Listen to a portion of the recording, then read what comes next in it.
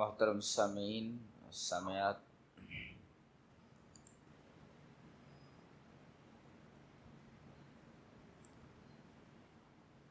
خطبہ مسنونہ کے بعد میں نے سورہ انبیاء کی ایک مشہور آیت کریمہ تلاوت کی ہے، اور آج اس مبارک محفل میں اسی آیت کریمہ کے تناظر میں کچھ باتیں آپ کے سامنے پیش کروں گا۔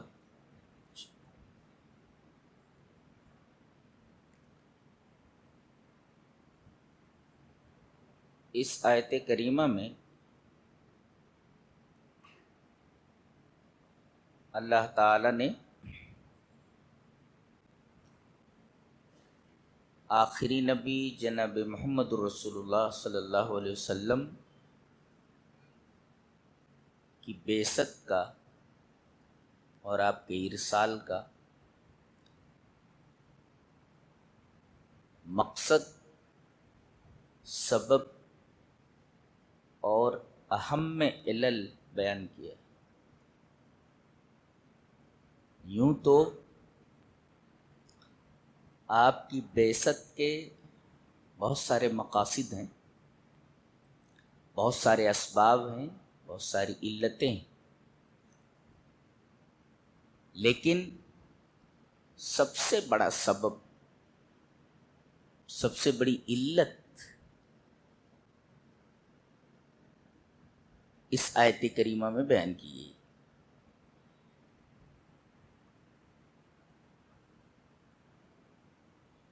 ترجمہ آیت کریمہ کا یہ ہے کہ ہم نے آپ کو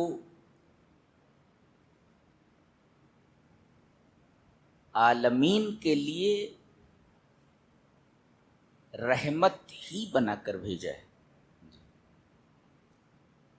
عربی کا قاعدہ ہے کہ جب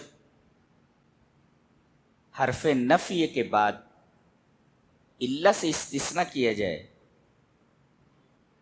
تو اس میں حصر پیدا ہو جاتا ہے، ما نافیہ ہے، اور علت سے اس نفی کا استثناء کیا گیا ہے، جس کا مفاد یہ ہے کہ ہمارے ارسال کا مقصد ہی ہے کہ آپ عالمین کے لیے رحمت بن جائیں۔ تو سب سے پہلے عالمین کا مطلب سمجھیں۔ عالمین کا کیا مطلب ہوتا ہے؟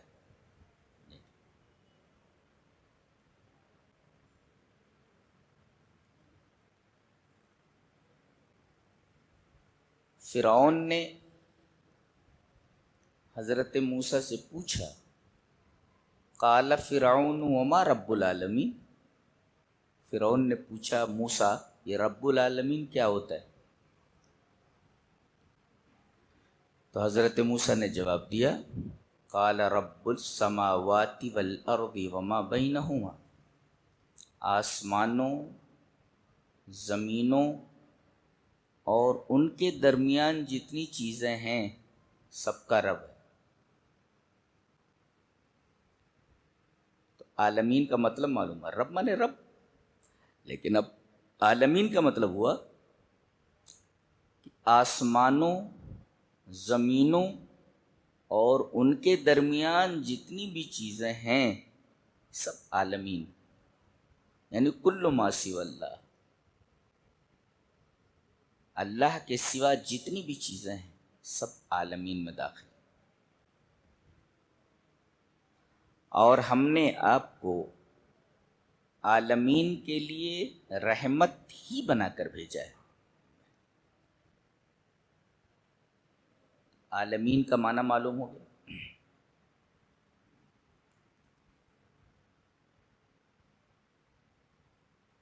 تو کیا آپ کافروں کے لیے بھی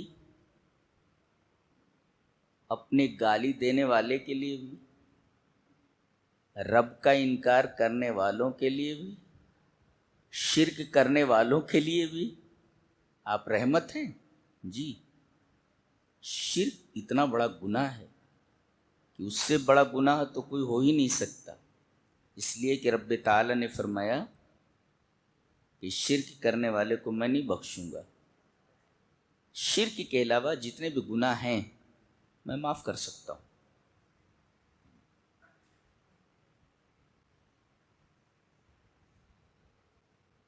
ایک بات ذہن میں رکھیں، بعض لوگ کہتے ہیں کہ ہم لوگ شرک نہیں کرتے، ہم لوگ پکے موحد ہیں،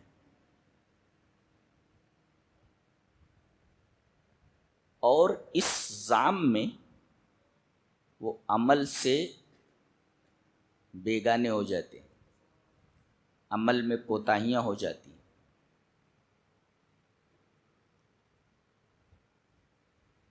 ایسے لوگوں کو بھی توحید کے باوجود جہنم میں ڈال دیا جائے گا۔ چلیے وہ حدیث دیکھ لیتے ہیں پہلے۔ حدیث اس طرح، وعن ابی ذر قال قال رسول اللہ صلی اللہ علیہ وسلم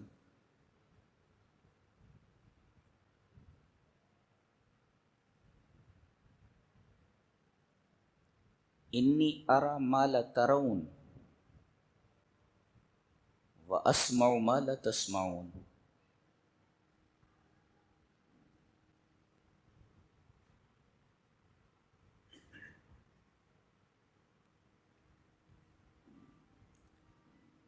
اتت السماء وحق لها ان تئت وما فيها موضع اربع اصابع الا وملك واضع جبهته ساجدا لله والله لو تعلمون ما اعلم لضحكتم قليلا ولبكيتم كثيرا۔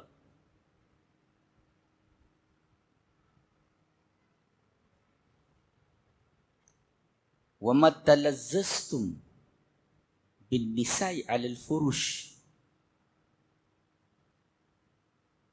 ولخرجتم الى السعودات تجأرون الى الله لوددت انی کنت شجرۃ تعضد۔ رواہ مسلم فی کتاب الایمان۔ حضرت ابو ذر غفاری کہتے ہیں کہ رسول اللہ صلی اللہ علیہ وسلم نے ارشاد فرمایا، جو میں دیکھ رہا ہوں وہ تم نہیں دیکھ رہے ہو، جو میں سن رہا ہوں وہ تم نہیں سن رہے ہو۔ اتت السماء، یہ اتو کا مطلب ہوتا ہے چرچرانا، آسمان چرچرا رہا ہے۔ اتت السماء وحق لها ان تئت، اور اسے کیوں نہیں چرچرانا چاہیے؟ حق ہے کہ چرچرائے ہو، کیوں؟ اس لیے کہ ما فیہا موضع اربع اصابع، آسمان میں 4 انگلیوں کی جگہ بھی خالی نہیں ہے، اتنی بھی جگہ کہ وہاں فرشتہ سجدے میں گرا ہوا ہے، اپنی پیشانی رکھے ہوئے اور سجدہ کر رہا ہے۔ آپ نے قسم کھا کر کے بتایا، واللہ اللہ کی قسم اگر تم لوگ وہ چیز جان لو جو میں جانتا ہوں تو لضحکتم قلیلا ولبکیتم کثیرا، ہنسنا بھول جاؤ گے، رونے کے وقت تمہیں کچھ نہیں سجھائی دے گا، اور تم لوگ صحراؤں میں نکل جاتے، جیسے پاگل ہوتا ہے آبادیوں میں لوگوں کو دیکھ کر گھبراتا ہے، صحراؤں میں نکل جاتا ہے، تو تم پاگلوں کی طرح صحراؤں میں نکل جاتے، جنگلوں میں نکل جاتے اللہ کی پناہ لیتے ہوئے۔ اس کے بعد کا جو جملہ ہے وہ مرفوع نہیں ہے، غالباً وہ حضرت ابو ذر کا قول ہے، یہاں تک تو نبی کریم صلی اللہ علیہ وسلم کی حدیث تھی۔ اگلا ٹکڑا ذر غفاری کا ہے کہ لوددت کاش انی کنت شجرۃ تعضد، کاش میں ایک درخت ہوتا اسے کاٹ دیا جاتا۔ اب اس کے بعد بھی اگر آدمی یہ سمجھے کہ صرف توحید ہمارے پاس ہے، عمل کی کوئی ضرورت نہیں ہے، اور اسی پر ہمیں جنت میں ڈال دیا جائے گا، خام خیالی ہے اس کی، خام خیالی۔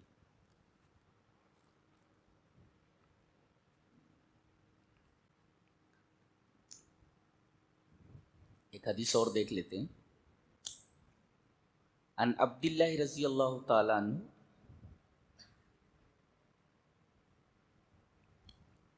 قال قال رسول اللہ صلی اللہ علیہ وسلم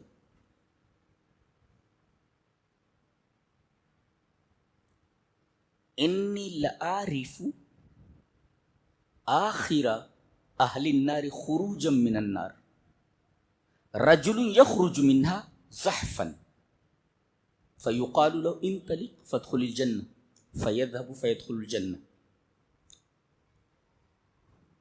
فیجد الناس قد اخذوا المنازل فیقال له اتذکر الزمان الذي كنت فيه فيقول نعم فيقال له تمنى فيتمنى فيقال له لك ما تمنيت وعشرة أضعاف الدنيا قال فيقول أنت تسخر مني وأنت الملك قال فلقد رأيت رسول اللہ صلی اللہ علیہ وسلم ضحك حتى بدت نواجذه، رواہ مسلم فی کتاب الایمان۔ نبی کریم صلی اللہ علیہ وسلم فرمایا میں جانتا ہوں اس آدمی کو جو جہنم میں سب سے آخر میں نکلے گا، اس کے بعد جہنم میں کوئی نہیں رہے گا، سب جہنم میں ہی رہ جائیں گے۔ یہ آخری جو نکل رہا ہے، آخر بالکل آخر میں جو نکلے گا، میں اس کو جانتا ہوں۔ کون ہوگا وہ؟ رجل یخرج منہا، جہنم سے وہ آدمی نکلے گا۔ دیکھو اس کے پاس توحید ہے، توحید نہ ہو شرک کو تو نکالا ہی نہیں جاتا نا، شرک پر تو کوئی کمپرومائز ہی نہیں ہے۔ اس کے پاس توحید تھی، جلتا رہا، آخر میں اسے نکالا جا رہا ہے۔ نبی کریم صلی اللہ علیہ وسلم فرماتے میں جانتا ہوں اس کو، اور وہ جیسے بچہ پیٹ کے بلے سے گھسٹ کر چلتا ہے، اس کو زحف بولتے ہیں، زحف۔ رجل یخرج منها زحفا، پیٹ کے بل سے گھسٹتا ہوا نکلے گا، اس سے کہا جائے گا انطلق، جا، فادخل الجنہ، جنت میں داخل ہو جا، بھاگتا ہو جائے گا اور جنت میں گھس جائے گا۔ وہ دیکھے گا فیجد الناس قد اخذوا المنازل، تمام جگہیں تو لوگوں نے کور کر رکھی ہیں، کچھ دکھائی نہیں دے رہا ہے، میری جگہ کہاں ہے، میری جگہ کہاں ہے؟ سارے لوگ تو جگہوں پر قابض ہیں، میری جگہ کہاں ہے؟ فیجد الناس قد اخذوا المنازل، تمام جگہیں تو لوگوں نے لے لی ہیں، میری جگہ کہاں ہے؟ اللہ پہلے یہ پوچھے گا جہنم میں جتنی مدت گزری ہے تجھے یاد ہے؟ اتذکر الزمان الذی کنت فیہ قال نعم، قلنا وہاں یاد ہے۔ تکلیف جب آدمی کو ہوتی ہے تو اس کا ایک ایک لمحہ اسے یاد رہتا ہے، اور جہنم کی تکلیف آدمی کو یاد نہ رہے سوال ہی پیدا نہیں ہوتا، لمحہ لمحہ یاد ہے اس کو۔ اس سے کہا جائے گا تمنا، آرزو کر، کتنا چاہیے تجھے؟ فیتمنا، مجھے یہ چاہیے، مجھے وہ چاہیے، مجھے بنگلہ چاہیے، مجھے گاڑی چاہیے، یہ چاہیے، وہ چاہیے، سب بول دے گا وہ، جتنی بھی تمنا کر سکتا ہے سب تمنا کرے گا وہ۔ یہ جو آخر میں نکلا ہے جہنم سے تمنا کرے گا، اللہ فرمائے گا بس ٹھیک ہے، لک ما تمنیت، تجھے وہ تمام چیزیں دے دی گئیں جو تو نے تمنا کی ہے، جو مانگا تو نے، جس کی تو نے آرزو کی، سب دے دی گئی، چل دے دیتے، اور دنیا کا 10 گنا بھی دے دیتے، پوری دنیا کا 10 گنا۔ یہ دنیا کتنی بڑی ہے، یہ آخری آدمی کی جگہ ہے، جی آرزوؤں کے بعد تمناؤں کے بعد دنیا کا 10 گنا دیا جا رہا ہے. وہ حیران ہے اور کہہ پڑتا ہے اتسخر بی وانت الملک، تو مجھ سے مذاق کر رہا ہے جبکہ تو بادشاہ ہے، تو رب ہے. یہ آدمی بھی کیسا ہے، دیکھو کیسی اللہ سے بات کر رہا ہے. اللہ سے کہہ رہا ہے آپ مجھ سے مذاق کر رہے ہیں. یعنی وہ حیران رہ جائے گا، اپنی حیرانی کو ظاہر کر رہا ہے کہ میرے رب تو بادشاہ ہے، تو مجھ سے مذاق تو نہیں کر رہا ہے، مذاق کر رہا ہے. اسی پر حدیث ختم ہو گئی. آگے نبی کریم صلی اللہ علیہ وسلم کے بارے میں راوی کہہ رہا ہے کہ یہ حدیث بیان کرتے وقت میں نے دیکھا کہ آپ کھلکھلا کر ہنس پڑے ہیں. اس کی جرات پر وہ جو کہہ رہا ہے کہ آپ مجھ سے، اے میرے رب کیا تم مجھ سے مذاق کر رہا ہے، اتنا دے رہا ہے مجھے، اتنا دے رہا ہے. ثابت یہ ہوا کہ آدمی توحید کے ساتھ اعمال پر کاربند رہے. جنت میں تو جائے گا لیکن بڑی دھلائی ہوگی. دیکھو اس کی دھلائی ہوئی ہے بہت بری طرح، اور پھر نکالا گیا ہے. تو آدمی سوچے ارے توحید پر کاربند رہو، اعمال وغیرہ کی کوئی ضرورت نہیں، جہنم میں تو جائیں گے لیکن نکال لیے جائیں گے، پھر جنت میں چلے جائیں گے. جہنم کو دیکھ کر کے حالت پتلی ہو جائے گی، چھ جائے کہ آدمی اس کے اندر داخل ہو. جہنم کو ایسے معمولی جگہ تھوڑی ہے، 20 المہاد، بہت برا ٹھکانہ ہے. اللہ نے فرمایا بہت بری جگہ ہے، بہت بری جگہ ہے. تو نبی کریم صلی اللہ علیہ وسلم کے بارے میں فرمایا گیا کہ آپ رحمت ہیں. تو مشرکین کے لیے بھی رحمت ہے، جو سب سے بڑا گناہ ہے. جواب دیا گیا ہے. دلیل یہ حدیث پاک. وعن ابی ہریرہ رضی اللہ تعالیٰ عنہ قال قیل یا رسول اللہ ادعو علی المشرکین قال انی لم ابعث لعانا وانما بعثت رحمتا. رواہ مسلم فی کتاب البر والصلۃ والآداب. حضرت امام مسلم رحمہ اللہ مسلم شریف کتاب البر والصلۃ والآداب کے اندر یہ روایت لائیں حضرت ابو ہریرہ سے. حضرت ابو ہریرہ فرماتے ہیں کہ کسی نے آپ سے کہا کہ اللہ کے رسول مشرکین اتنا پریشان کر رہے ہیں، جینا حرام کر رکھا ہے مشرکوں نے، آپ بد دعا فرما دیجیے.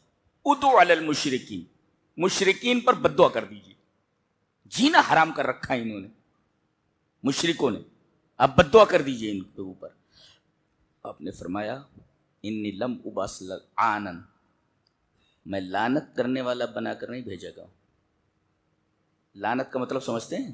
لعنت کا مطلب ہوتا ہے البعد عن الرحمہ، اللہ کی رحمت سے دوری. لعنت کا مطلب یہ ہوا کہ اے اللہ اس بندے کو اپنی رحمت سے دور کر دے. نبی کریم صلی اللہ علیہ وسلم نے لعنت کے بارے میں فرمایا، بد دعا کے بارے میں فرمایا میں نہیں کرتا، اس لیے کہ میں لعان بنا کر نہیں بھیجا گیا ہوں کہ کسی کے بارے میں کہوں اے اللہ اس کو رحمت سے دور کر دے. یہ ہمارا نبی ہے. وَإِنَّمَا بُعِثْتُ رَحْمَةً، مجھے تو رحمت بنا کر کے بھیجا گیا ہے. یہ اس آیت کریمہ کی تفسیر ہے کہ آپ سے کہا گیا کہ مشرکین پر بد دعا کیجیے. شرک کرنے والے سے بڑا گنہگار کون ہو سکتا ہے؟ نبی کریم صلی اللہ علیہ وسلم فرمایا نہیں، انی لم ابعث لعانا، مجھے لعان بنا کر نہیں بھیجا گیا ہے، لعنت کرنے والا کہ تو اللہ کی رحمت سے دور ہو. وَإِنَّمَا بُعِثْتُ رَحْمَةً، مجھے رحمت بنا کر کے بھیجا گیا.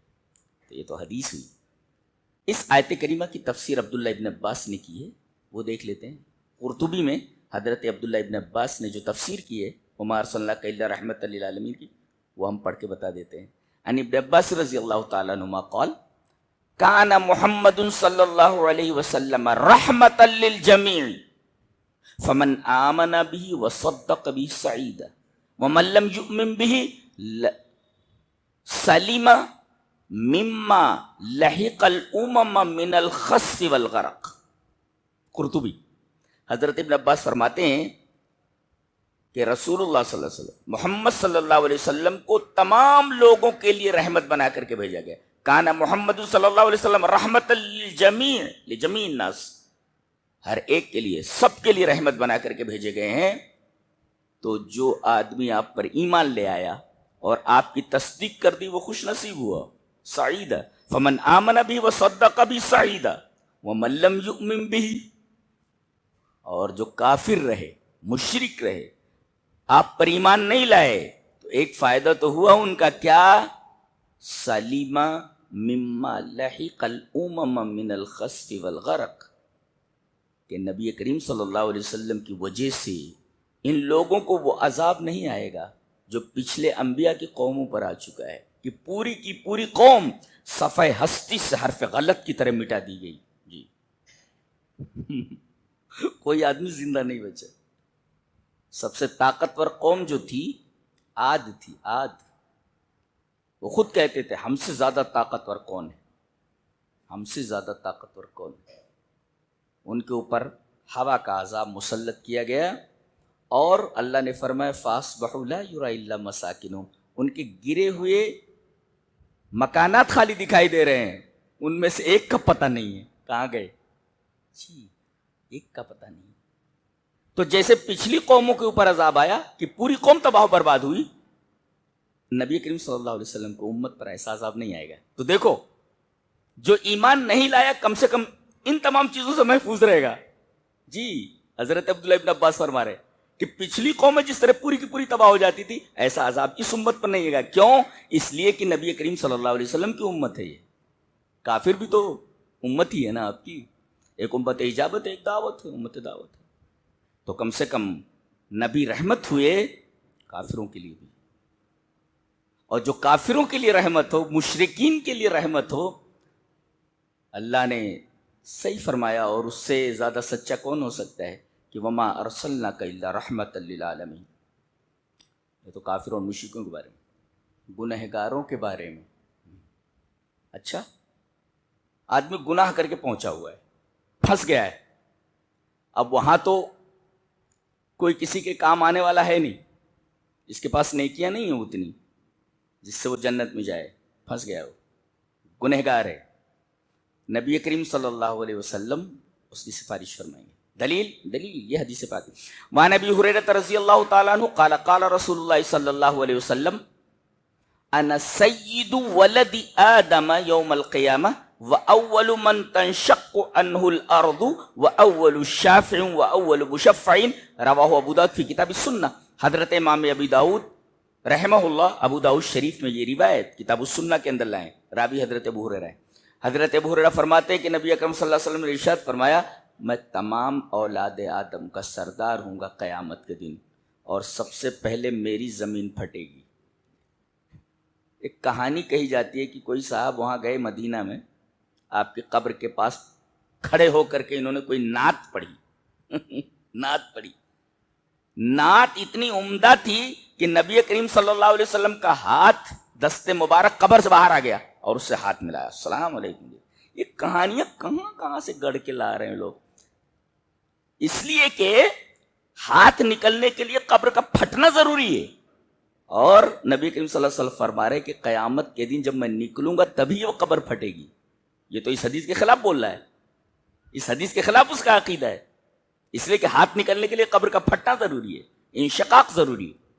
وَأَوَّلُ مَن تَنشَقُّ عَنْهُ الْأَرْضُ، سب سے پہلے میری قبر پھٹے گی اور میں نکلوں گا.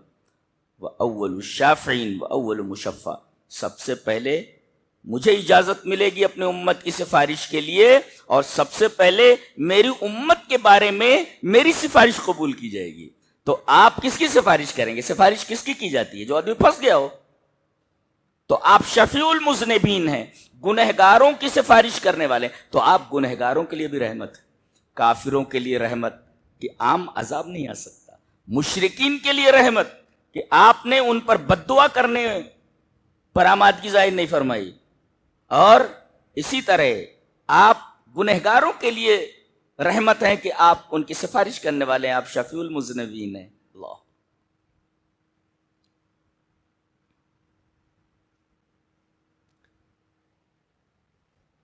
ایک مخلوق ہے نور کی، مخلوق 3 طریقے کی ایک حدیث میں بیان کی ہے. چلیے وہ حدیث پڑھ لیتے. حدیث اس طرح. وعن عائشہ رضی اللہ تعالی عنہ قالت قال رسول اللہ صلی اللہ علیہ وسلم خلقت الملائکۃ من نور وخلق الجان من مارج من نار وخلق آدم مما اوصف لکم. رواہ مسلم فی کتاب الزہد. حضرت امام مسلم رحمہ اللہ مسلم شریف کتاب الزہد کے اندر یہ روایت اسی طرح لائے ہیں. راویہ حضرت عائشہ ہیں. حضرت عائشہ فرماتی ہیں کہ رسول اللہ صلی اللہ علیہ وسلم نے ارشاد فرمایا کہ اللہ نے فرشتوں کو نور سے بنایا ہے، خلقت الملائکۃ من نور وخلق الجان من مارج من نار، اور جنات کو آگ کے شعلے سے پیدا کیا ہے، وخلق آدم مما وصف لکم، اور آدم کو اس چیز سے پیدا کیا گیا ہے جو تم سے بیان کر دیا گیا ہے، یعنی مٹی سے. جی تو فرشتوں کو نور سے، جنات کو آگ سے، اور انسان کو مٹی سے، آدم کو مٹی سے، یہ تین مخلوق. آپ فرشتوں کے لیے بھی رحمت ہے، نوری مخلوق جو نظر نہیں آتی اس کے لیے بھی رحمت ہے. آپ کیسے؟ چلو حدیث دیکھتے ہیں. حدیث اس طرح، وعن جابر بن عبد اللہ رضی اللہ تعالیٰ عنہ قال قال رسول اللہ صلی اللہ علیہ وسلم من اکل من هذه البقلة الثوم، وقال مرة من اکل البصل والثوم والقراث فلا يقربن مسجدنا فإن الملائكة تتأذى مما يتأذى منه بنو آدم. رواہ مسلم فی کتاب المساجد. امام مسلم رحمہ اللہ اس حدیث کو مسلم شریف کتاب المساجد کے اندر ایسا ہی لائیں جہاں انہوں نے مساجد کا چیپٹر باندھا ہے. راوی حضرت جابر بن عبداللہ. حضرت جابر فرماتے ہیں کہ رسول اللہ صلی اللہ علیہ وسلم فرمایا جو آدمی اس سبزی کو کھا لے، کون سی؟ الثوم، کچا لہسن. آپ نے ایک بار فرمایا من اکل البصل، کچی پیاز جس نے کھا لی، والثوم، کچی لہسن کھا لی، اور قراص، قراص اس کو کہتے ہیں گندنا بولتے ہیں اس کو، بالکل پیاز جیسا ہوتا ہے، پیاز جیسا، بڑی بدبو ہوتی ہے اس میں، گندنا ہوتا ہے، گندنا. اتنی بدبو جات چیز کھا لے آدمی تو فلا یقربن مسجدنا، ہماری مسجد کے قریب نہ ہے. سگریٹ کی بدبو ہے، سگریٹ پی کر کے جب تک منہ کی بدبو ختم نہ ہو جائے مسجد میں نہیں آنا ہے، مسجد کے قریب نہیں آنا ہے، مسجد میں داخل ہونا تو دور کی بات. تمباکو کھانے والے، تو یہ تمام چیزیں ہیں. کیوں یہ چیزیں کھا کر مسجد کے قریب نہ آئے؟ کیوں؟ اس کی وجہ بتائیے آپ نے. فَإِنَّ الْمَلَائِكَةَ تَتَأَذَّى مِمَّا يَتَأَذَّى مِنْهُ بَنُو آدم، اس لیے کہ فرشتوں کو ان تمام چیزوں سے تکلیف ہوتی ہے جس سے بنو آدم کو تکلیف ہوتی ہے. اب اگر میرے بازو میں نماز میں کوئی سگریٹ پینے والا کھڑا ہو جائے تو اس کی بدبو کا احساس مجھے ہو جائے گا، اس لیے کہ میں سگریٹ نہیں پیتا. اور تمباکو کھانے والا آدمی جو سانس لیتا ہے یا کچھ ابکائی لیتا ہے تو اس کے منہ سے بدبو نکلتی ہے، برداشت نہیں ہوتا. اور یہ تو نور سے بنی ہوئی مخلوق ہے، بہت پاکیزہ، بہت نفیس مخلوق ہے، یہ تو بدبو کو فوراً محسوس کر لیتی ہے. تو آپ نے فرمایا کہ یہ بدبودار چیزیں کھا کر مسجد کے قریب مت آؤ. کیوں؟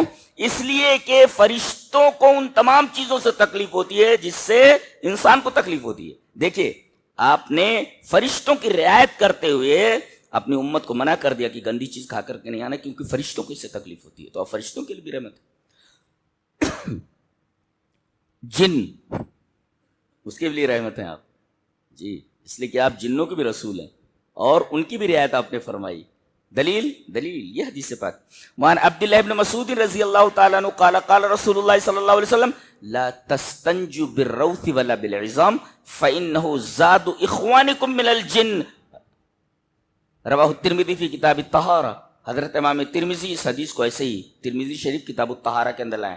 راوی حضرت عبداللہ ابن مسعود ہے. حضرت عبداللہ ابن مسعود فرماتے ہیں کہ رسول اللہ صلی اللہ علیہ وسلم فرمایا تم لوگ گوبر سے اور ہڈی سے استنجا مت کرو. دیکھو گوبر، کبھی کبھی ایسا ہوتا ہے کہ گوبر پڑا ہوا ہے، ہڈی پڑی ہوئی ہے، آدمی کو کہیں پتھر نہیں مل رہا ہے تو لاؤ ہڈی سے استنجا کر لیں، پیشاب کو سکھانا ہی تو ہے. اور اس طریقے سے وہ گوبر پڑا ہوا ہے تو گوبر سے استنجے کو سکھا لیتے ہیں، لاؤ کر لیتے ہیں. منع کیا گیا کہ گوبر سے اور ہڈی سے استنجا مت کرو. کیوں؟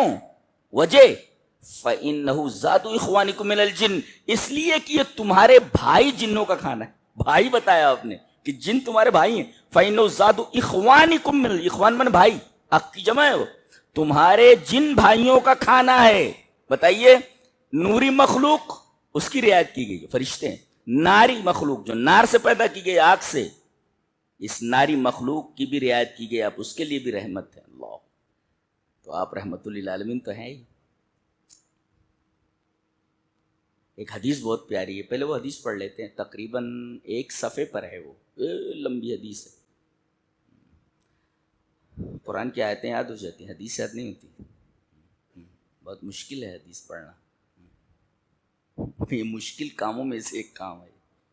اور مقرر کا کام یہی ہوتا ہے، یا تو قرآن پڑھ کر کے سامنے بیان کر دے یا تو حدیث بیان کر دے. اپنا فلسفہ بگانے کی کیا ضرورت ہے؟ ویسا ویسا اچھل رہا ہے، کود رہا ہے. ارے بھائی اچھلنے کودنے کی کیا بات ہے؟ تم سیدھے سادے آیت پڑھ دو، سیدھے سادے نبی کی حدیث بیان کر دو، تمہیں اچھلنے کودنے کی کیا ضرورت ہے؟ اچھل رہے ہیں، کود رہے ہیں، پٹک رہے ہیں، اسٹیج توڑ دے رہے، مائک پھینک دے رہے ہیں نا. یہاں پہ ایسے باولے موجود. ایک تو لاؤڈ اسپیکر پکڑ کے پھینک دے رہا ہوں، میں دیکھ رہا تھا کسی کو لگا تو نہیں ہو. کیا پاگل پن ہے. ایک تو کرسی توڑ رہا ہے، ایک اچھل کر کے پنکھے میں لٹک گیا ہے. کیا ضرورت؟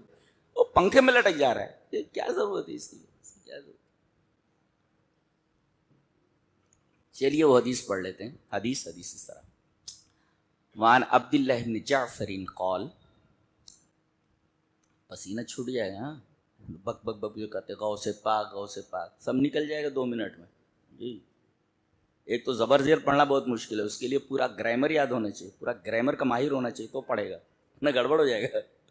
وعن عبداللہ بن جعفر قال اردفنی رسول اللہ صلی اللہ علیہ وسلم خلفہ ذات یوم فأسر الی حدیثا لا احدث به احدا من الناس وکان احب ما استتر به رسول اللہ صلی اللہ علیہ وسلم لحاجتی ہدفا او لحائش نخل قال فدخل حائطا لرجل من الانصار فاذا جمل فلما رآه النبي صلی اللہ علیہ وسلم حن وظرفت عیناه فاتاه النبي صلی اللہ علیہ وسلم فمسح ظفراه فسکت فقال من رب هذا الجمل لمن هذا الجمل فجاء فتى من الانصار فقال لي يا رسول الله فقال افلا تتقي منها في هذه البهيمة التي ملكك الله اياها فانه شكا الي انك تجيعه وتدئبه رواه ابو داؤد في کتاب الجہاد. حضرت امام ابی داؤد رحمہ اللہ اس پورے صفحے کی اس روایت کو ابو داؤد کتاب الجہاد کے اندر لائے. راوی حضرت عبداللہ بن جعفر ہیں. وہ کہتے ہیں کہ ایک دفعہ رسول اللہ صلی اللہ علیہ وسلم نے مجھے اپنے پیچھے بٹھا لیا. اب کوئی پوچھے اہل حدیث ہر بات میں حدیث، ہر بات میں حدیث، ذرا وہ حدیث سے ثابت کرے کہ موٹر سائیکل پر کسی کو پیچھے بٹھایا جا سکتا ہے کہ نہیں. یہ دیکھو یہاں ہے، نبی کریم صلی اللہ علیہ وسلم آگے بیٹھے، پیچھے مجھے بٹھا لیا سواری پر. تو اردفنی رسول اللہ صلی اللہ علیہ وسلم خلفہ. ایک صاحب نے پوچھا کہ جلسوں میں جو شامیانہ لگاتے ہیں اس کا ثبوت کہاں ہے؟ اہل حدیث لائیں. تو میری ایک تقریر ہے حجۃ الوداع کے اوپر، شاید کسی کی دنیا میں اس طریقے کی تقریر ہو کہ پوری حجۃ الوداع عربی میں ہے، جو نبی کریم صلی اللہ علیہ وسلم نے عرفات میں خطبہ دیا تھا، پورا خطبہ عربی میں ہے، پورا میں نے عربی میں بغیر دیکھے بیان کیا ہے. جی پھر اس کی تشریح کی ہے میں نے. جی تو نبی کریم صلی اللہ علیہ وسلم اونٹنی کے اوپر سوار ہیں اور اوپر سے سایہ کیے ہوئے ہیں. صحابہ غالباً حضرت بلال ہیں کوئی، یہ سایہ کیے ہوئے ہیں، یعنی شامیانہ ہے اسے پورا تاکہ آپ کو دھوپ نہ پہنچے. میں نے کہا دیکھو شامیانے کو ثبوت ہے یہاں پہ.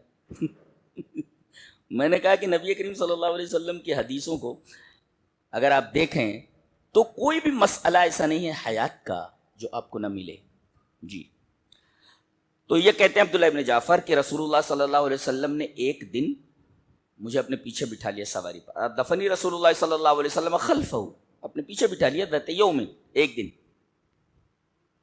یہ بچے ہیں کہتے ہیں مجھ سے ایک بات نبی نے بتائی چپکے سے، فأسر، اسرار کہتے ہیں ٹو وhisper، کان میں بول دینا. فأسر الیہ، مجھ سے نبی نے چپکے سے ایک بات کہی، لا احدث به احد من الناس، میں وہ بات کسی کو نہیں بتاؤں گا. یہ کہہ رہے ہیں چپکے سے مجھے نبی نے بتایا، میں وہ بات کسی کو بتاؤں گا نہیں.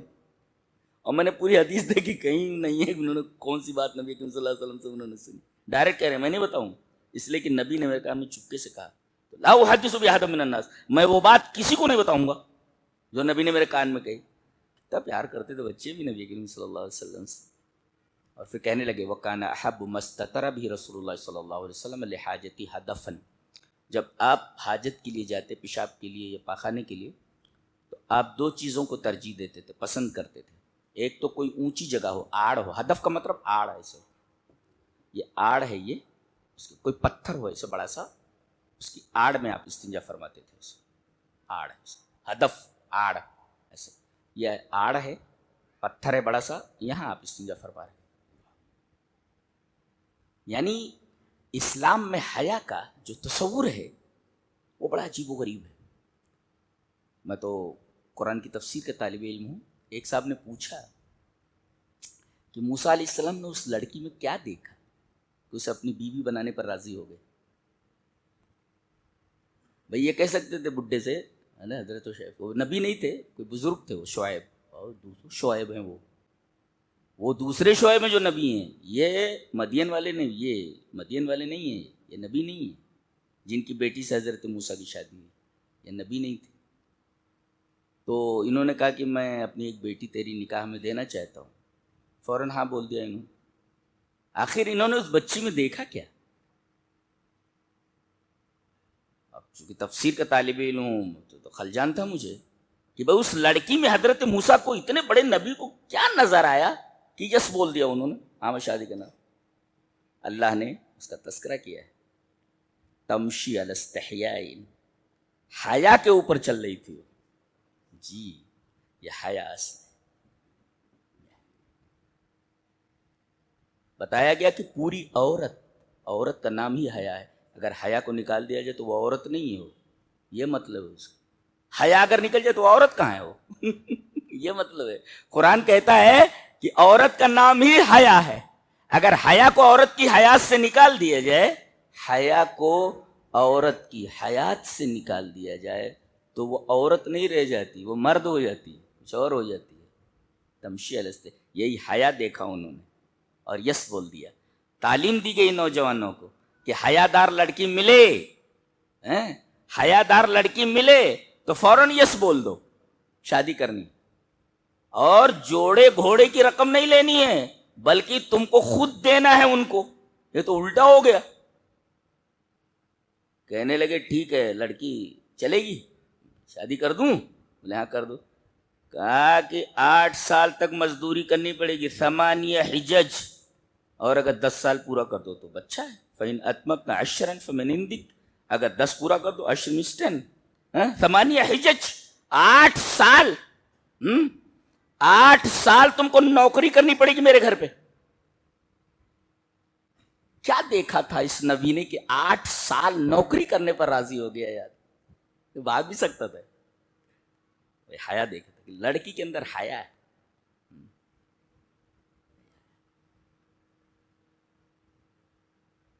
اور اسی حیا کی وجہ سے 8 سال تک برتن مانجے ہیں انہوں نے وہاں پہ برتن مانجے، وہاں بکریاں چرائی ہیں۔ تمشی علی استحیاء، حیا اصل حیا۔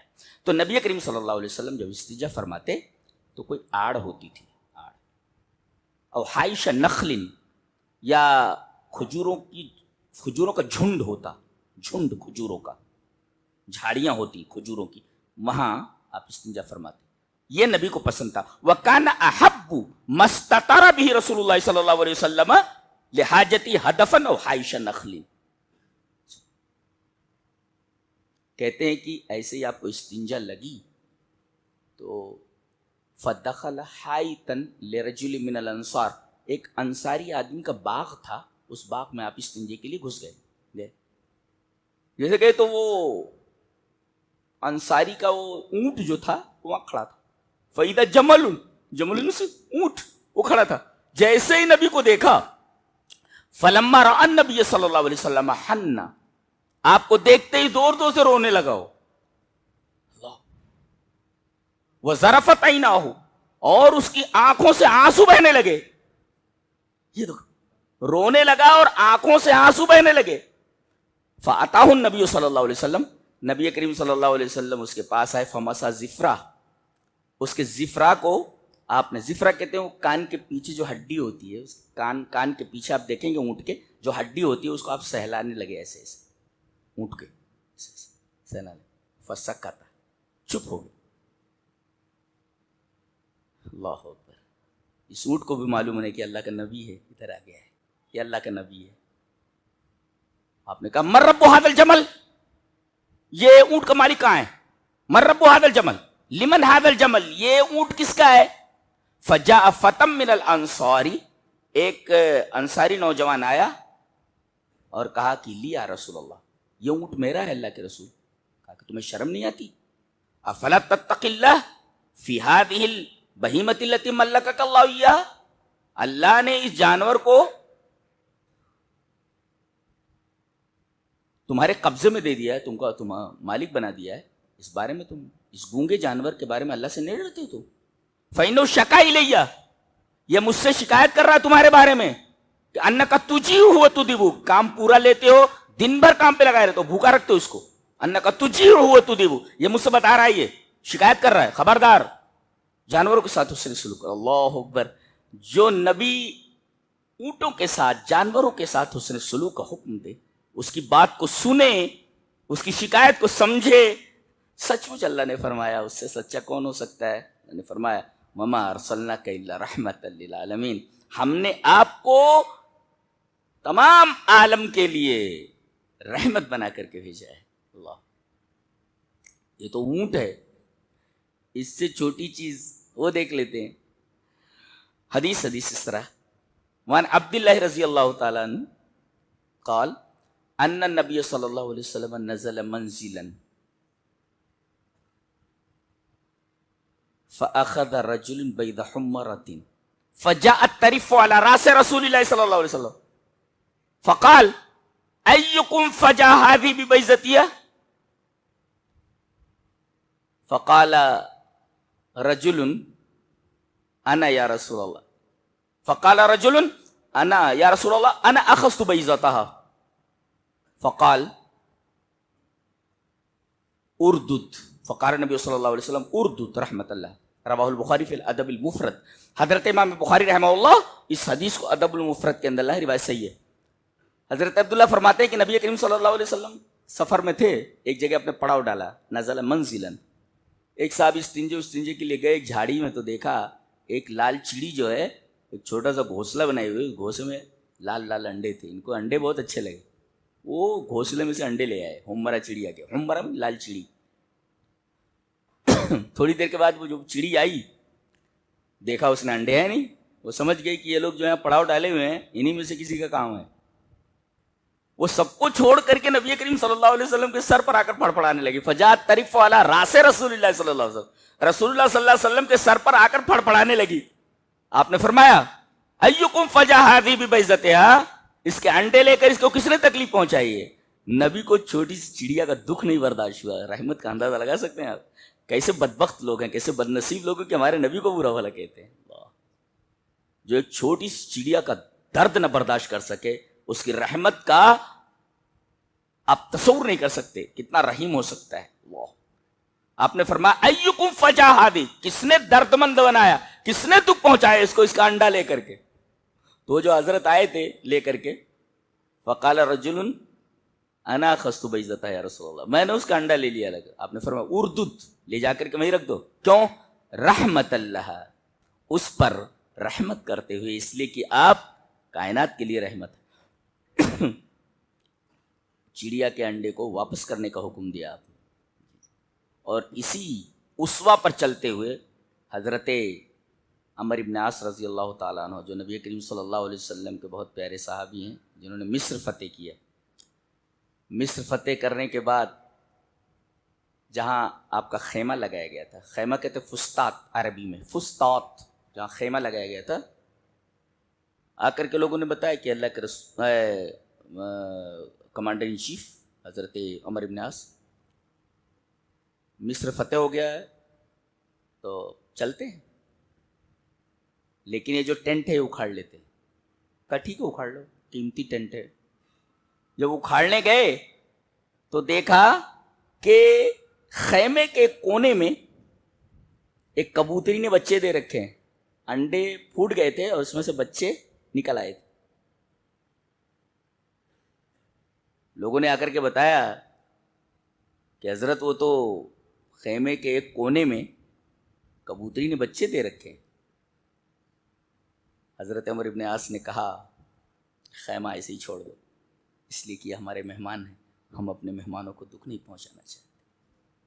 یہ ہے اسلام، اس کو اسلام کہتے ہیں.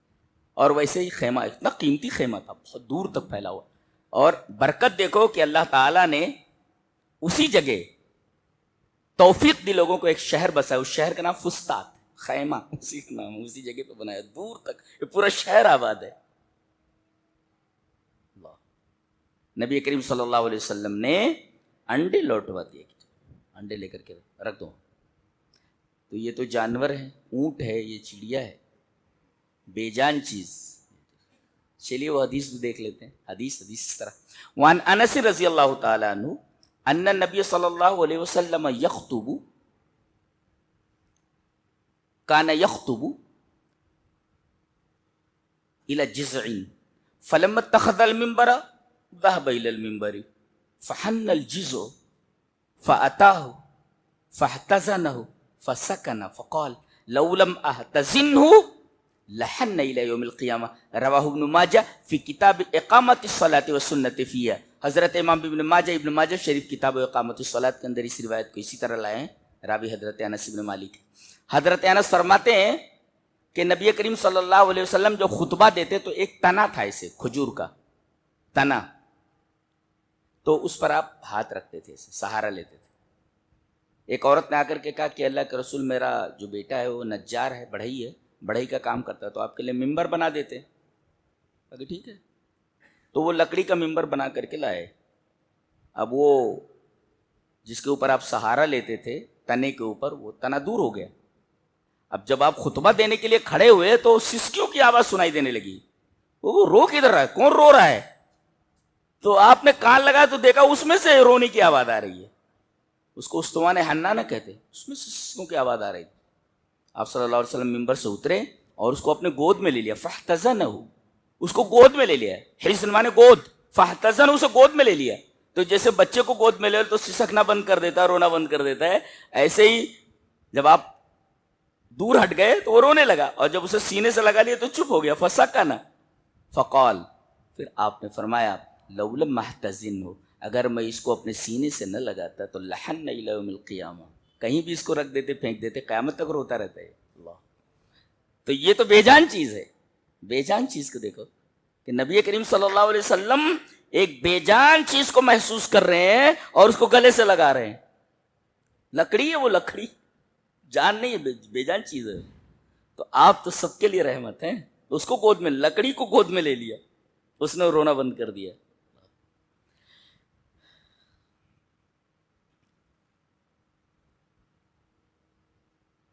آپ بوڑھوں کے لیے رحمت، جوانوں کے لیے رحمت، چھوٹے بچوں کے لیے رحمت.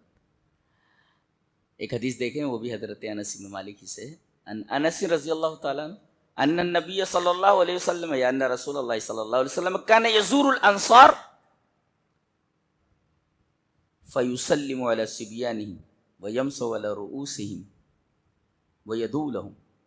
رواہ النسائی فی السنن الکبری فی کتاب المناقب. حضرت امام نسائی رحمہ اللہ سنن الکبریٰ کے اندر کتاب المناقب کے اندر یہ روایت لائیں حضرت انس سے.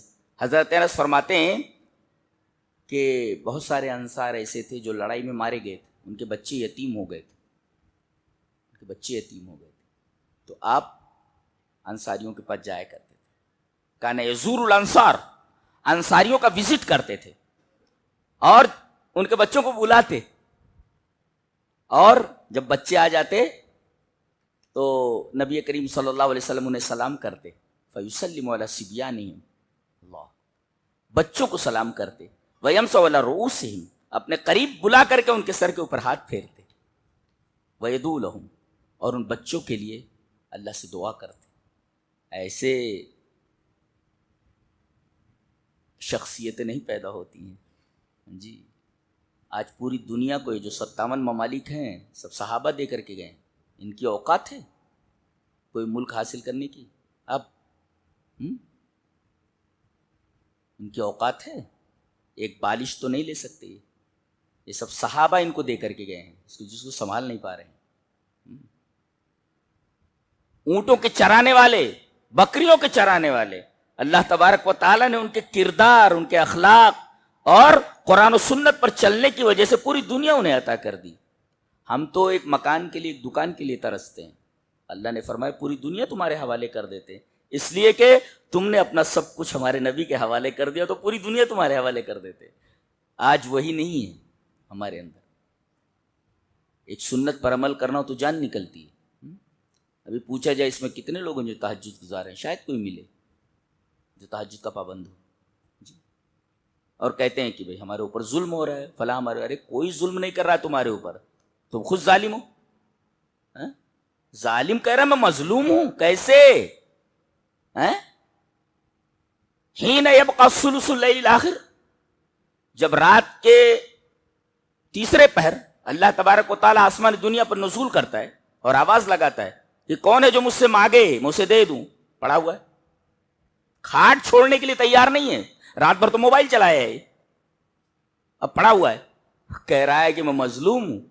کہا ہے کہ مظلوم ہو تم، سب سے بڑے ظالم تو تم ہو، لہذا یہ مت کہو کہ ہمارے اوپر ظلم ہو رہا ہے، تم اس لائق ہو، تم اس لائق ہو، تم رسول اللہ صلی اللہ علیہ وسلم کی توہین کے مرتکب ہو، تم اللہ تبارک و تعالیٰ کی ذات کے توہین کے مرتکب ہو۔ تم مسلمانوں کی زندگی ایسے ہوتی ہے کہ اللہ آواز دے رہا ہو کہ اس کو جواب دینے والا نہیں،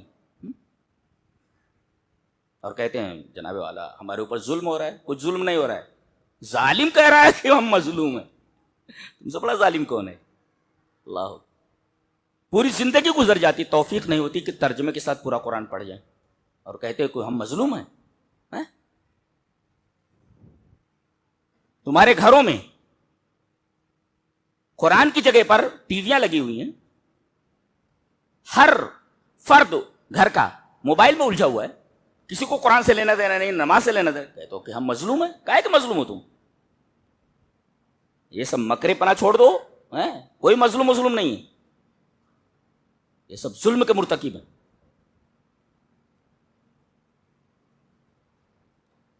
نبی کریم صلی اللہ علیہ وسلم ان کے لیے دعا فرماتے تھے، اللہ بچوں کے لیے، یہی بچے آگے بڑے ہوئے، انہوں نے پوری دنیا فتح کر کے ہمارے حوالے کی، وہی بچے آج یونیورسٹی میں داخلہ ہو رہا ہے، کالج میں داخلہ ہو رہا ہے، یہ کون سے لوگ تھے؟ کمانڈر ان چیف بنا دیا تو کمانڈر ان چیف ہے، قاضی بنا دیا تو قاضی، سپاہی بنا دیا تو سپاہی، میدان جنگ میں جانا ہوا تو بہادر، یہ کون سی یونیورسٹی سے نکلے ہوئے لوگ ہیں؟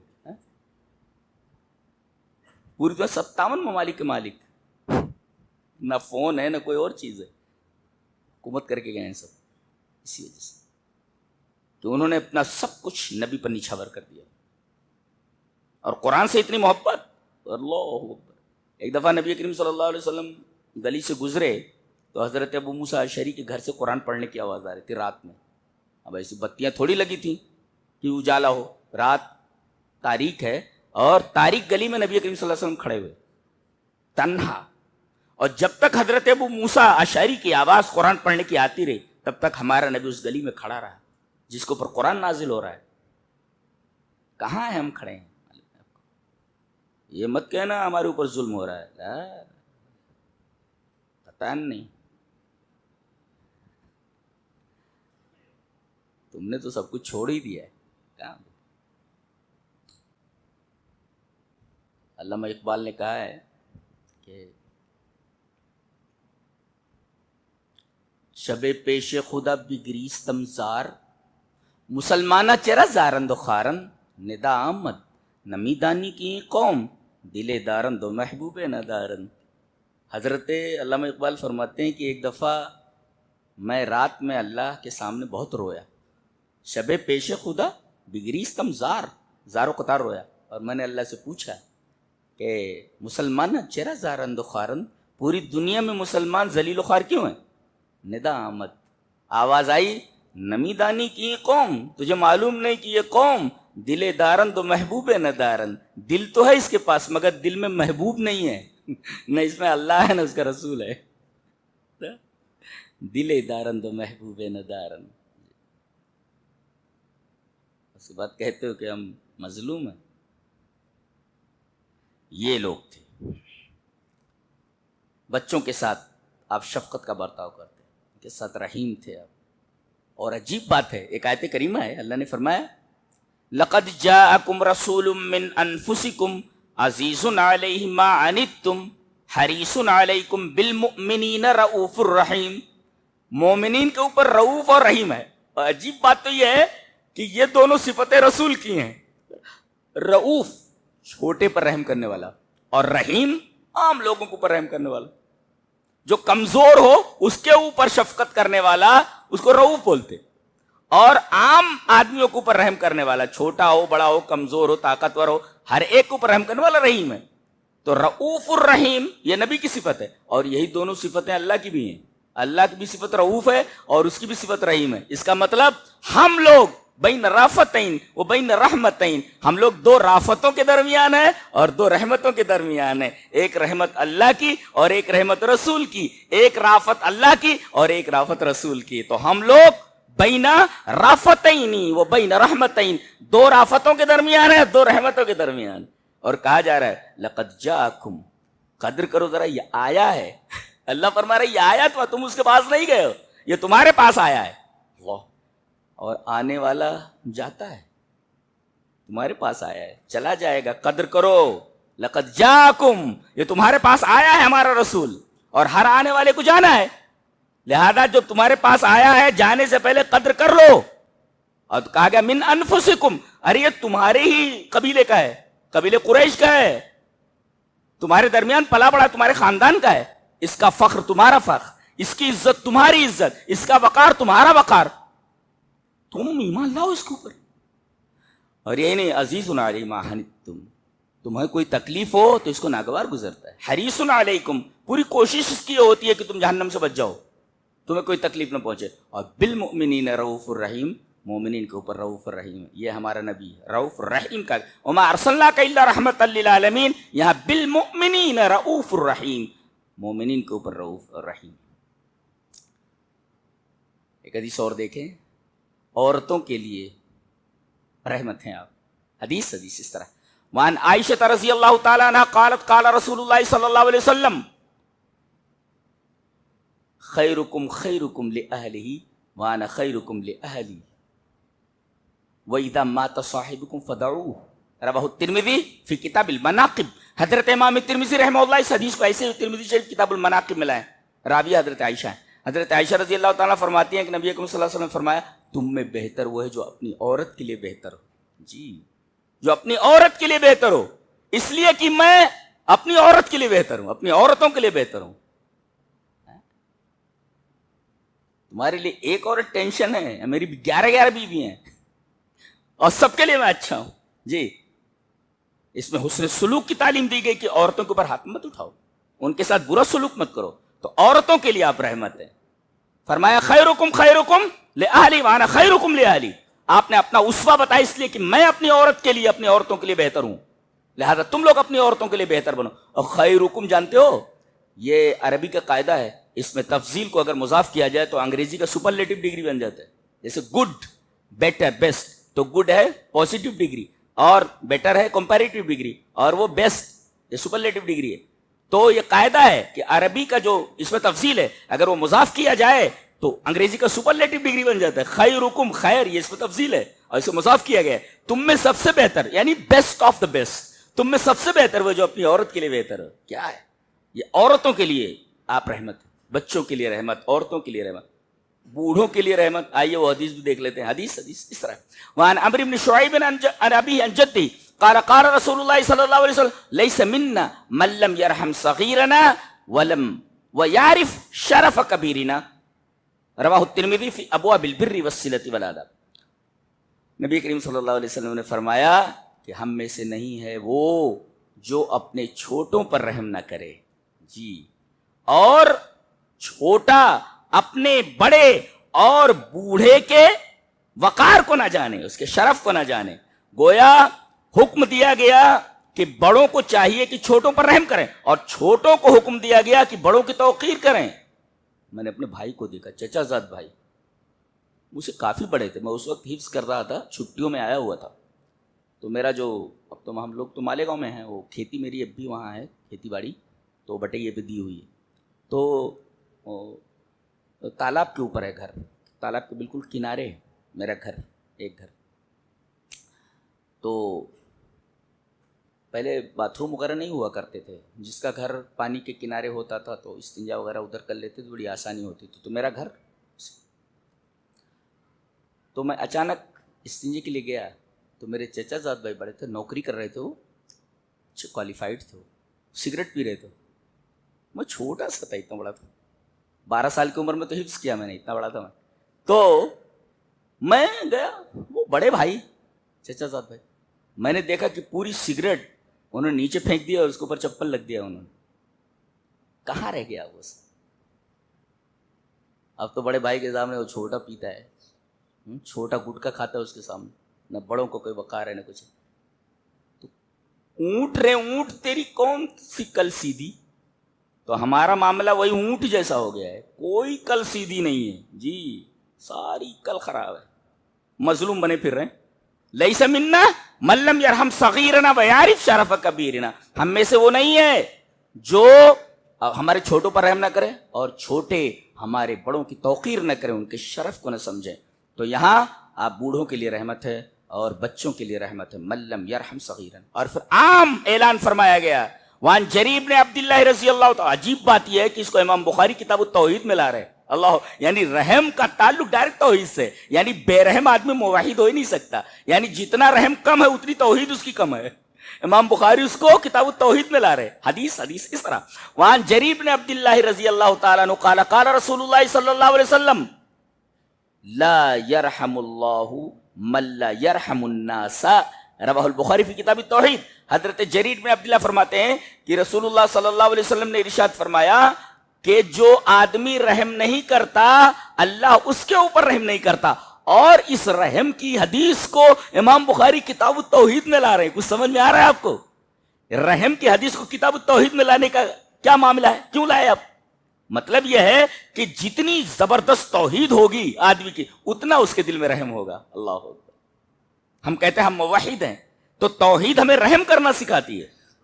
بیویوں کے ساتھ رحم، بچوں کے ساتھ رحم، اپنے والدین کے ساتھ رحم، اپنے پڑوسی کے ساتھ رحم، غیر مسلم ہے اس کے ساتھ بھی رحم. تمام لوگ عام ہے یہ نہیں کہ مسلمانوں کے ساتھ رحم کرو. ملا رحم، من کوئی بھی ہو اس کے ساتھ آپ کو رحم کرنا ہے.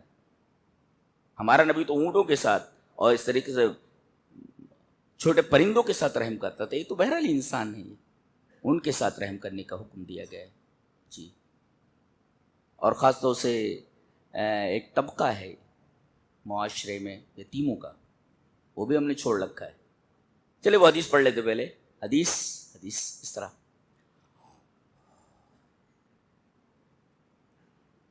وعن ابی ہریرہ رضی اللہ تعالی عنہ قال قال رسول اللہ صلی اللہ علیہ وسلم کافل الیتیم لہ او لغیرہ انا وہو کہاتین فی الجنہ واشار مالک بالسبابۃ والوسطی. رواہ مسلم فی کتاب الزہد والرقائق. حضرت امام مسلم رحمہ اللہ اس حدیث کو وہاں کتاب الزہد کے اندر لائے کہ نبی کریم صلی اللہ علیہ وسلم نے فرمایا اپنے خاندان کا یتیم اور تمہارے خاندان کے باہر کا، یعنی تمہارے خاندان کا نہیں، وہ یتیم، ان کے ساتھ حسن سلوک کرنے والا، کفالت کرنے والا، میں اور وہ جنت میں دونوں اس طرح آئیں گے. اور امام مالک رحمۃ اللہ علیہ نے اپنی سبابہ انگلی اور وسطیٰ کو ملا کر بتایا، اتنا قریب نبی کے قریب ہوگا جنت میں. یعنی نبی کریم صلی اللہ علیہ وسلم نے رحمت کا درس دیا ہے. کس کے ساتھ؟ یتیموں کے ساتھ. ان کے سر پر ہاتھ پھیرنا، ان کی کفالت کرنا. ہمارے ہاں کچھ بھی نہیں. دیکھو غیر مسلموں کو دیکھو، بہت ساری جگہوں پر ایسا ہے کہ کھانے کا انتظام رہتا ہے. ابھی ناندیڑ سائڈ میں آپ چلے جائیے تو بالکل اگر گاڑی ایسے وقت پر پہنچ رہی ہے کہ افطار کا ٹائم ہے، پوری گاڑی میں لے کر کے آ جاتے ہیں، جبکہ وہ دوسرے کے نام پہ، غیر اللہ کے نام پر بچنا چاہیے. لیکن بہرحال ایک دیکھتے ہیں کہ بھئی ان کے ہاں یہ کہ بھوکا نہ رہے آدمی. سحری تک میں پوری ٹیم رہتی ہے، گرم گرم کھانا لا کر کے دیتی ہے، اور نہ لو تو ناراض ہو جاتے ہیں، جبکہ وہ غیر اللہ کے نام پر ہے. ما اہل لغیر اللہ ہے، نہیں کھانا چاہیے اس کو. لیکن ان کے ہاں ایسا ہے. ہمارے یہاں کہاں ہے اطعام الطعام کا، کہ کوئی بھوکا نہ سوئے، یہ جذبہ کہاں ہے ہمارے اندر؟